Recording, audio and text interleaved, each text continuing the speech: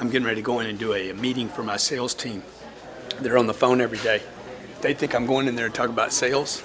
I'm going in there to talk about money, because if you don't have your money right, if you're not thinking about money correctly, guess what? You're never going to make a sale.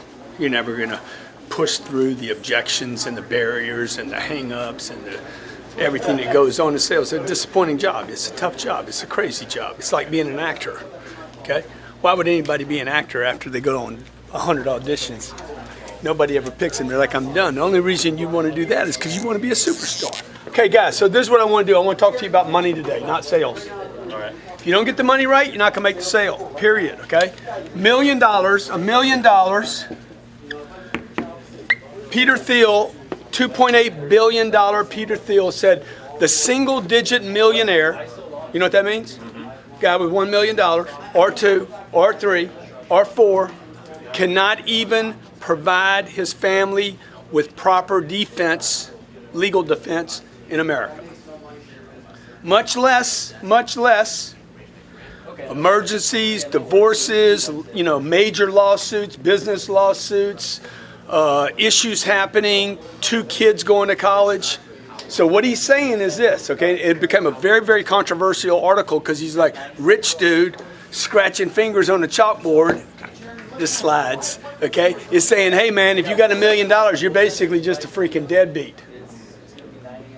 And that your daddy didn't tell you that. Your daddy's like, oh man, $1 million, you and the money. So what I want to do is I'm going to show you today how to get through all this rejection and disappointment, discouragements, the hang-ups. You got to change the way you look at money. This is not money right here, okay? This is not money. This is just dumbness. This is you not making a decision. This is you being lazy, saying, man, $1 million and I'd be set. Just do the math on $1 million. I did this when I was 34 years old. $1 million. If you didn't have any more income and you were, how old are you? 27. 27 years old and you didn't have any income, $1 million. $1 million. What does that say right there? Oh, no income, 0 income. You're 27 years old. I'm going to do this at 47. I'm going to do it at 65. Okay, 27. You don't have any more income. How long would that money last? At $4,000 a month, you got 25 years. Where can you live on $4,000 a month? By the way, $4,000 a month assumes no other income, Social Security system's broken, Medicare is broken, because they are already. It's just a matter of when. Probably going to happen in most of your lifetimes. You'd have to live on $4,000 a month for 25 years. You will be 52 years old, my friend, and dead broke. Okay? $4,000 a month is what? $1,000 a week? You're spending probably $900 a month on groceries. What's your rent? $3,000. You got like 12 years left. And you're a millionaire. Everybody's like, oh my God, the iconic millionaire. You're wealthy. You're not wealthy, dude. You're worried is what you are, okay? Because you don't have new income. So watch what happens. What happens if there's an accident, a major car accident? Are you married? Okay, married kids? Okay, the 2 kids will cost $1.5 million each to get through college. So you're busted. You understand? So when you come to work in the morning, you're like, man, I need to make 80 grand this year. I need to make 8,000 or 10,000. You guys got to change your think on money. Like if you want to make real money, if you're 47 years old, you have until 62 to live. If you're 65 years old, by the way, and anything bad happens, like anything, you lose your job, you lose your income, if there's any inflation, this equation right here doesn't assume any inflation. It assumes everything stays the same and his rent never goes up, his car payments don't go up, nothing goes up. It's impossible. It's an impossible cycle. The problem is nobody talks about this because nobody wants to go on TV and say, hey, millionaires are basically middle-class people that are worried about money. So when I did the math at 33 years old, I'm like, dude, I need a lot of money. This is where the whole 10X concept comes up from, all right? Hey, man, what if it took 10 million? By the way, I think that's the number. CNBC says it's 5 million. I think the number's really 10 million, okay? 10 million with no new income, you could probably live the life you wanted to. So how would you get that if that's the number? Because this is clearly not the number. Everybody agree with that? Yes. By the way, if you make 40 grand a year for the next 25 years, you're going to make $1 million anyway. You're going to make the money. If you make $80,000 a year, every time you double this, you cut the years. It takes 12 and a half years. If you make $160,000 a year, it takes you 6 years, right? Or you could just go make $1 million in a year. So you got to do the math. If you hadn't done the math, if you're going for the wrong target, I'm always talking about targets in here. You and the husband, you and the wife need to get the target right. Quit talking about, oh man, I love this new car. I'm going to go buy a new car, like Sislo. I'm gonna get a new car. Dude, your attention needs to be on this. This is the target. It's not the watch, it's not the car, and it's not the vacation. It's freedom. 67% of wealthy people surveyed said they weren't going for wealth for cars and boats and trips. They were going for the freedom of worry, to not be concerned about money every day. I want to be concerned about my kids. I want to be concerned about what we do when we have time together. I want to be concerned about how happy I am in my marriage. I don't want to be worried about pieces of paper that I don't have enough of, or where it's going, or what things cost. That's why you're making these phone calls, okay? So now what's the target? Because if you're just in here making phone calls saying, hey, I'm gonna make a call, I'm gonna make a close, all you're gonna do is get me rich. I'm already rich, okay? And I started with zero, just so you guys know. I didn't have anything. So when you're sitting there on the phone thinking, how am I going to get to there? You can, but you need to stay focused, okay? So number one thing you got to do is this. You got to change the target, and you need to look at the target daily. The target, you have the wrong target right now. If you're struggling, you have the wrong target. When you change the target, everything changes, right? So that when I'm talking to a guy, dude, you're contributing to my 10 million. Every person I've ever sold, I treated like an investor. This guy is going to invest in my future. He's going to pay for my college. He's going to buy my shoes. Every time I'm on the phone, somebody's paying for my shit. Right? So if I want to go on a trip, I want to go on a trip and I want to stay in a house that costs 25 grand a night. I didn't pay for that, man. Hey, what's up, Tony? Other people paid for that. That's other people's money. So you don't need to wait to be a bank to get other people's money, right? The money that I put in real estate, that is other people's money I'm putting in real estate. People, I had a guy yesterday say, man, how can you put 60 million in a deal? Dude, it ain't mine. It's like, what do you mean? You raising all? No, dude, I went and sold stuff. People gave me money and I put it in the real estate, which is part of this equation. Number one, the target. Number two, you need to get your income to a place. This is a fascinating concept right here.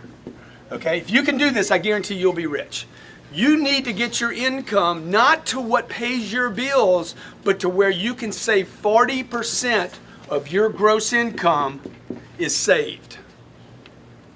Okay, now you want to talk about something difficult? This is way more difficult than that. If you can do this, you will get that. All right, so when you sit down and do the math, what would it take for you to save 40% of your income?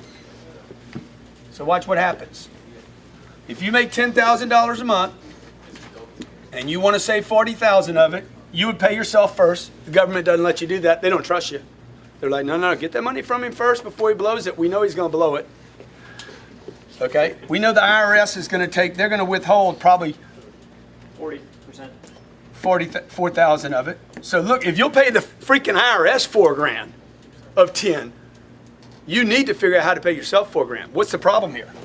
You got to live on 2. Yeah.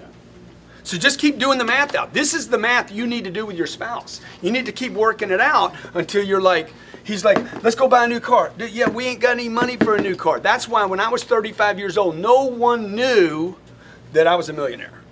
Nothing had changed. I was still running with shit shoes, buying $40 shoes and working a shirt out as long as I could, and like nobody saw. I didn't have fancy cars. I'm driving a Camry with $1 million in the bank because I was using this. Okay, I pay the IRS. I've always paid those bastards. All right. And then what I did was, I'm a bank $4,000, and then I realized, dude, I can't live on 2. It's making my life hard to do this. This money, by the way, a better word for saving is storage. I was storing money, not saving money. I'm storing it.